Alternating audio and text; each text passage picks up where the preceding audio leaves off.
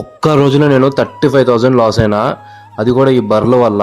చూడండి, ఈ బర్రెలు నా పొలంలో పడి నేను నాటుకున్న, అంటే ఒక 60 రోజుల క్రితం నేను నాటుకున్న బోర్జీ సూపర్ బుల్లెట్ గడ్డిని మొత్తం తినేసాయి.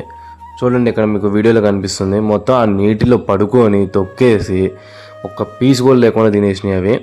ఇక్కడ చిన్న కింద కలుపు గడ్డి తప్ప ఒక్క పీస్ కూడా లేదు. చుట్టూరు కంపేయించి ఇంత ప్రొటెక్ట్గా పెట్టుకున్నా కూడా అవి ఎలా వచ్చాయో నాకు తెలియదు. లోపలికి వచ్చేసి మొత్తం తిన్నాయి.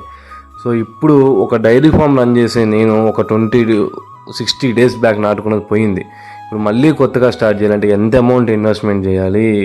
అసలు కొంచెం కూడా తెలివి లేకుండా బర్రెలు ఇలా వదిలేసి ఊర్లలో అసలు ఈ ఫ్యాంటసీ ఏంటో నాకు అర్థం కావట్లేదు. బర్రెలు అన్ని విలేజెస్లో ఇలా వదిలేస్తారా, లేకపోతే మా విలేజ్లోనే ఇలా వదిలేస్తారా నాకు తెలియట్లేదు.